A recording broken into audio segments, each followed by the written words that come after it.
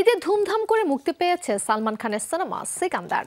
ভাইজানের অ্যাকশন ধর্মী সিনেমাকে ঘিরে দর্শক প্রত্যাশা ছিল তুঙ্গে, ফলে সবার নজর ছিল বক্স অফিসের দিকে।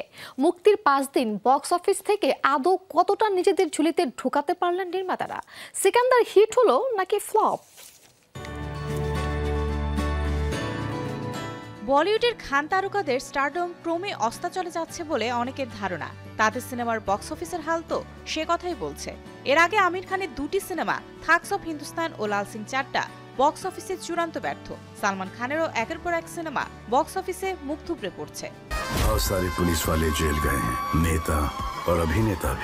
সম্প্রতি মুক্তিপ্রাপ্ত সিকান্দারের হালও বেশ খারাপ। 4 দিন হলো সিনেমাটি মুক্তি পেয়েছে, কিন্তু বক্স অফিসের আয় ক্রমেই কমের দিকে দেখা যাচ্ছে। 2023 সালে মুক্তিপ্রাপ্ত সালমানের টাইগার 3 প্রথম সপ্তাহান্তে 148.50 কোটি আয় করেছিল।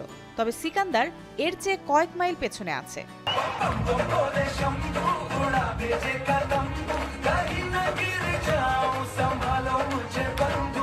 গত রোববার ঈদের ঠিক আগের দিন মুক্তি পেয়েছিল অ্যাকশন ড্রামাধর্মী সিনেমাটি। এতে সালমানের সঙ্গে জুটি বেঁধেছেন রশ্মিকা মান্দানা। সিনেমায় খলনায়কের ভূমিকায় আছেন দক্ষিণের জনপ্রিয় অভিনেতা সত্যরাজ।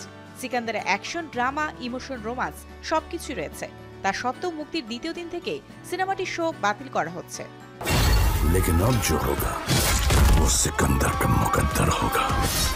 সিকান্দারের প্রযোজক সাজিদ নাদিয়াদওয়ালা সিনেমাটিকে হিট করানোর জন্য নানা প্রচেষ্টা করছেন, কিন্তু দেশি বক্স অফিস থেকে আয়ের অঙ্ক দেখে মনে হচ্ছে সিনেমাটি ফ্লপের পথে এগোচ্ছে। মুক্তি প্রথম দিন 26 কোটির মতো আয় করেছে এটি, 200 কোটি বাজেটের সিনেমা হিসেবে, যার ওপেনিং বেশ কম। ঈদের ছুটিতেও সিকান্দারের আয় মাত্র 29 কোটি। মুক্তির তৃতীয় দিন থেকে আয় আরও পড়তে শুরু করে।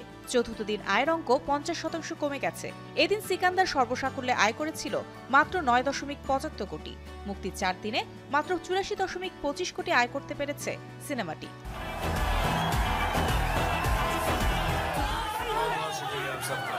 এদিকে হত্যা চেষ্টা থেকে হুমকি, সেই সাথে বক্স অফিস ব্যর্থতা।